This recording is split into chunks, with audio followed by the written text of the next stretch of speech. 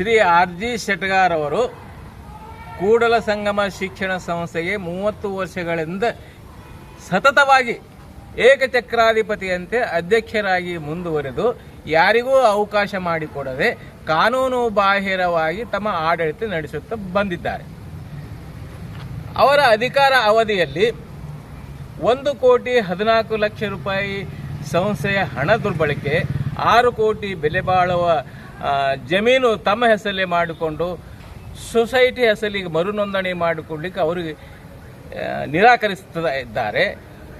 ಮತ್ತು ಇನ್ನು ಆಡಳಿತ ವ್ಯವಸ್ಥೆ ಹದಗೆಟ್ಟಿದೆ. ಸಂಸ್ಥೆ ಸ್ಥಿತಿ ಅಧೋಗತಿಗೆ ತಂದಿದ್ದಾರೆ. ಸ್ಕೂಲ್ ಕಾಲೇಜುಗಳ ಯಾವುದೇ ಪ್ರಗತಿ ಬಗ್ಗೆ ಅವರು ಪ್ರಯತ್ನ ಪಟ್ಟಿಲ್ಲ. ಹೀಗಾಗಿ ನಾವು ಮೊನ್ನೆ 7ನೇ ತಾರೀಕು ಪತ್ರಿಕಾಗೋಷ್ಠಿ ನಡೆಸಿದಾಗ ಅದರ ಒಂದು ಪ್ರತಿಯಾಗಿ ಕೌಂಟರ್ ಆಗಿ ನಮಗೆ ರಿಪ್ಲೈ ಕೊಟ್ಟು ಏನು ಹೇಳಿದ್ದಾರೆ ಅಂದರೆ, ಶಿವಶಂಕರ ಭುಜಂಗ್ ಅವರು ಆರೋಪ ಮಾಡಿದ್ದು ಎಲ್ಲವೂ ಸತ್ಯಕ್ಕೆ ದೂರವಾಗಿದೆ. ಶಿವಶಂಕರ್ ಅವರು ನನ್ನ ಶಿವಶಂಕರ್ ವೈಯಕ್ತಿಕ ಬಗ್ಗೆ ಕೆಲವು ಆರೋಪಗಳು ಮಾಡಿದರು, ಹಣಕಾಸಿನ ಬಗ್ಗೆ, ಅವ್ರ ಬಗ್ಗೆ. ನಾನು ಅವರು ಮಾಡಿದ ಆರೋಪಗಳು ಒಂದೇ ಒಂದು ಸಾಬೀತುಪಡಿಸಿದರೆ ನಾನು ಶರಣಾಗ್ತೇನೆ. ಎರಡನೇದಾಗಿ ಒಂದು ವೇದಿಕೆ ಫಿಕ್ಸ್ ಆಗಲಿ, ನಾನಾಗಲಿ ಅವರಾಗಲಿ ಒಂದು ವೇದಿಕೆ ಮೇಲೆ ನಿಂದಿರ್ತೇವೆ. ಅವರು ನಾನು ಪ್ರಶ್ನೆ ಮಾಡಿದೆ, ಅವರು ಉತ್ತರ ಕೊಡಲಿ, ನಾನು ಪ್ರಶ್ನೆ ಮಾಡಿದೆ, ಅವರು ಉತ್ತರ ಕೊಡಲಿ. ಈ ಒಂದು ಸವಾಲು ಆರ್.ಜಿ. ಶೆಟ್ಗಾರ್ ಅವರಿಗೆ ನಾನು ಹಾಕ್ತೇನೆ. ಅವ್ರಿಗೆ ಸ್ವೀಕಾರ ಮಾಡಬೇಕು ಅಂತ ನಾನು ವಿನಂತಿ ಮಾಡ್ತೇನೆ. ಈಗ ಸದ್ಯ ಪರಿಸ್ಥಿತಿ ಅವನು ಅವ್ಯವಹಾರಗಳ ಬಗ್ಗೆ ನಾವು 8 ವರ್ಷದಿಂದ ಸತತವಾಗಿ ಮೇಲಾಧಿಕಾರಿಗಳ ಸಹಕಾರ ಇಲಾಖೆಗೆ ನಾವು ದೂರನ್ನು ಸಲ್ಲಿಸಿದಾಗ ಈಗ ಕೊನೆಯದಾಗಿ joint register of cooperative societies ಅವರ ಒಂದು ವಿಚಾರಣೆ ಮಾಡಿ ಒಂದು ನಿರ್ಣಯಕ್ಕೆ ಬಂದು ಆಸ್ತಿ ಮತ್ತು ಹಣಕಾಸಿನ ವಿಷಯ ಬಗ್ಗೆ ನೀವು ನ್ಯಾಯಾಲಯದಲ್ಲಿ ಪ್ರಕರಣ ದಾಖಲು ಮಾಡಿರೋದ್ರಿಂದ ನಾವು ಅದರಲ್ಲಿ ಇಂಟರ್ಫಿಯರ್ ಆಗೋದಿಲ್ಲ. ಆಡಳಿತ ವ್ಯವಸ್ಥೆ ಬಗ್ಗೆ, ನೀವು ಸಂಸ್ಥೆ ಆಡಳಿತ ವ್ಯವಸ್ಥೆ ಬಗ್ಗೆ ಚುರುಕುಗೊಳಿಸುವ ಸಲುವಾಗಿ ನಾನು deputy register of cooperative society ಆದೇಶ ಮಾಡ್ತೀನಿ. ಆ ಆದೇಶ ಅವರು ಪಾಲನೆ ಮಾಡ್ತಾರೆ. ನೀವು ಸಂಸ್ಥೆ ಸರಿಯಾಗಿ ನಡೆಸ್ಕೊಂಡು ಹೋಗ್ರಿ ಅಂತ ಒಂದು ಒಳ್ಳೆ ಮಾತು ಹೇಳಿ ಅವರು ಆದೇಶ ಮಾಡಿದ್ರು. ಡೆಪ್ಯೂಟಿ ರಿಜಿಸ್ಟರ್ ಕೋಆಪರೇಟಿವ್ ಸೊಸೈಟೀಸ್ ಅವರು ಆದೇಶ ಪ್ರಕಾರ, ಜಾಯಿಂಟ್ ರಿಜಿಸ್ಟರ್ ಆದೇಶ ಪ್ರಕಾರ ಡೆಪ್ಯೂಟಿ ಕೋಆಪರೇಟಿವ್ ಅವರು ಸೆಕ್ರೆಟರಿ ಆದೇಶ ಮಾಡಿ ಮೀಟಿಂಗ್ನೂ ಕರೆದ್ರು, ಜಿಬಿನೂ ಕರೆದು. ಜಿಬಿಯಲ್ಲಿ ನಾವು ಬಹುಮತ ಮಾಡಿ ಇವರು ಅಧ್ಯಕ್ಷರಾದರು ಭೀಮರಾವ್ ಸೂಗೂರ್ ಅವರು, ನಾನು ಸೆಕ್ರೆಟರಿ, ಉಳಿದ ಮಂದಿ 9 ಮಂದಿ ಆಡಳಿತ ಮಂಡಳಿ ಸಲ್ಲಿಸಿ ಒಂದು ಸವಿಸ್ತಾರ 10 ಪೇಜಿನ ಒಂದು ನಿರ್ಣಯ ನಾವು ತೆಕ್ಕೊಂಡು ಕೇಸಿ ನಾವು ಬಹುಮತ ನಿರ್ಣಯ ಡೆಪ್ಯೂಟಿ ಬಟ್ ಇದರಲ್ಲಿ ಆರ್.ಜಿ. ಶೆಟ್ಗಾರ್ ಷಡ್ಯಂತ್ರದಿಂದ ಅವರು ನಮ್ಮ ನಿರ್ಣಯಕ್ಕೆ ಒಪ್ತಾ ಇಲ್ಲ. ಯಾಕಂದ್ರೆ ಬಹುಮತದ ನಿರ್ಣಯ ತಿರಸ್ಕರಿಸಲಿಕ್ಕೆ ಯಾವ ಅಧಿಕಾರಿಗೂ ಅವಕಾಶ ಇಲ್ಲ, ಕೋರ್ಟಿಗೂ ಅವಕಾಶ ಇಲ್ಲ, ರಿಜೆಕ್ಟ್ ಮಾಡ್ತಾರೆ. ನಾವು ಹೇಳಿದ್ರೆ ಮಾಡಿ. ಮತ್ತೆ ಮೇಲಾಗಿ ನೀವು ಜಾಯಿಂಟ್ ರಿಜಿಸ್ಟರ್ ಕೋಆಪರೇಟಿವ್ ಆದೇಶನೂ ಉಲ್ಲಂಘನೆ ಮಾಡ್ತೀರಿ. Rule 25C(1) society registration act 1960 ಪ್ರಕಾರ ನಿಮಗೆ ಕಂಪ್ಲೀಟ್ ನಿಮಗೆ ಪ್ರಾವಿಷನ್ ಇದೆ, ನಿಮಗೆ ಅಧಿಕಾರ. ಒಂದು ವೇಳೆ ಸಂಘ ಸಂಸ್ಥೆ ಯಾವುದೇ ಆಡಳಿತ ಜಿಬಿ ಸಭೆಗಳಿಗೆ ಅಥವಾ ನಿರಾಕರಿಸ ಅಥವಾ ಅಂತ ಪರಿಸ್ಥಿತಿ ಬಂದರೆ ಸ್ವತಃ ಡೆಪ್ಯೂಟಿ ರಿಜಿಸ್ಟರ್ ಇವನ್ ಮಾಡಬೇಕು, ಡೆಪ್ಯೂಟಿ ರಿಜಿಸ್ಟರ್ ಮೀಟಿಂಗ್ ಕಾಲ್ಫರ್ ಮಾಡಬೇಕು. ಅದನ್ನು ನಾವು ಆಕ್ಟ್ ಕೊಡ್ತೀವಿ. ಅಮಿತ್ ದೇಶಪಾಲ್ ಅವ್ರಿಗೆ ನಾವು ಫೋನ್ ಮಾಡಿಸಿದೆ, ಎಲ್ಲನೂ ಆಕ್ಟ್ ಪೂಜ ಅವ್ರಿಗೆ ಜಿರಾಕ್ಸ್ ಕಾಪಿ ಕೂಡ ಅವ್ರು ಕಳಿಸಿದೆ.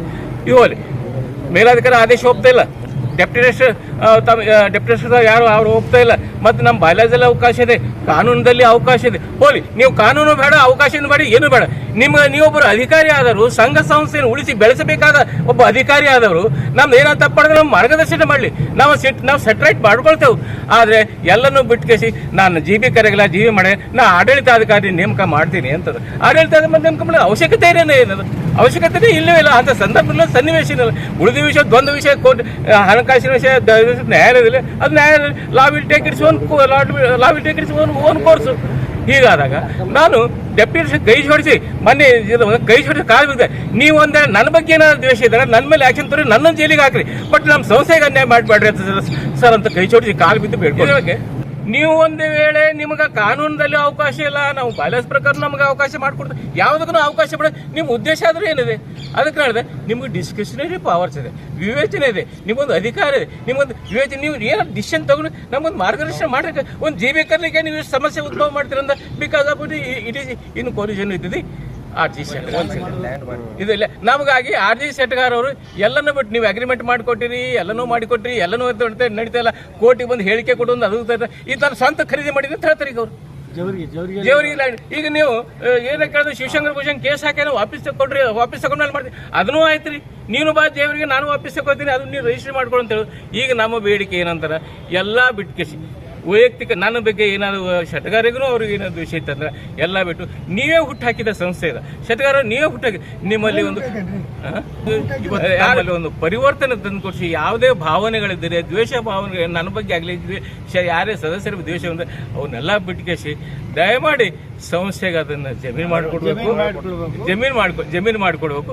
ಈಗ ಆಡಳಿತ ಸುಗಮ ನಮಗೆ ಜಮೀನು ಜೀವಿ ಮಾಡ್ಲಿಕ್ಕೆ ಅವಕಾಶ. ಏನೇ ಬೇಡಿಕೆ ನಾನೊಂದು ಪ್ರಶ್ನೆ ಡೆಪ್ಯೂಟಿ ಕೋಆಪರೇಟಿವ್ ಹಾಕೋದ್ರಿಂದ ಆದಿ ಶೆಟ್ಗಾರ ಸಂಸ್ಥೆ ಅಧ್ಯಕ್ಷನೂ ಅಲ್ಲ, ಸದಸ್ಯನೂ ಅಲ್ಲ. ಈಗ ಅವ್ರನ್ನ ಅವ್ರ ಅಬ್ಜೆಕ್ಷನ್ ಹ್ಯಾಂಗೆ ಎಂಟರ್ಟೈನ್ ಮಾಡ್ತೀರಿ? ತಪ್ಪಾಗ್ತದೆ. ಸದಸ್ಯನೂ ಅಲ್ಲ, ಅಧ್ಯಕ್ಷನ ಹೈಕೋರ್ಟ್ಲಿಂದ ಡಿಸ್ಮಿಸ್ ಆಯಿತು. ನಾವು ಸದಸ್ಯನ ತೆಗೆದು ಹಾಕಿದ್ದೆವು, ಅಧ್ಯಕ್ಷನ ತೆಗೆದು ಹಾಕಿ ಅವ್ರು ಎಂಟರ್ಟೈನ್ ನೀವು ಅಬ್ಜೆಕ್ಷನ್ ಕೊಡ್ರಿ ಅಂತ ಅವ್ರ ಅಬ್ಜೆಕ್ಷನ್ ಎಂಟರ್ಟೈನ್ ಮಾಡ್ಲಿಕ್ಕೆ ಬರ್ತದೆ ಹೆಂಗದ ಸರ್? ಸದಸ್ಯರಾದ ಅಧ್ಯಕ್ಷ ಹೆಂಗ ಆತರ ಅಂತ ಹೇಳ್ತಾರೆ ಅವ್ರು, ಕೇಳ್ತಾರ ಸದಸ್ಯನಾದಂತ ಅಧ್ಯಕ್ಷ ಆಗಬಲ್ಲ ಅಧ್ಯಕ್ಷ ಅಲ್ಲಿ ಅಧ್ಯಕ್ಷ ಸದಸ್ಯನು ತೆಗೆದು ಹಾಕಿದ, ಅಧ್ಯಕ್ಷನು ತೆಗೆದು ಹಾಕಿದ. 2014 18 ವರ್ಷದಿಂದ ನಾವು ಹೋರಾಟ ಮಾಡ್ತಾನೆ ಇದೀವಿ ಸಂಸ್ಥೆ ಉಳಿಸ್ಲಿಕ್ಕೆ. ಎಲ್ಲರಿಗೆ ಮಿಸ್ಗೈಡ್ ಮಾಡ್ತಾ ಇದ್ದಾನೆ. ಇದ್ದಂತ 22 ಸದಸ್ಯರು ಒಂದ್ ಕಡೆ ಇದ್ರೆ ಒಂದ್ ಕಡೆ ಒಂದು ಇಬ್ಬರು ಇದ್ದಾರೆ. ಅವರು ಬೆಂಬಲಿಂದ ಇಷ್ಟೆಲ್ಲ ಕೆಲಸ ಮಾಡ್ತಾ ಇದ್ದಾರೆ ಅಂತ ಮಾಡ್ತೇವೆ.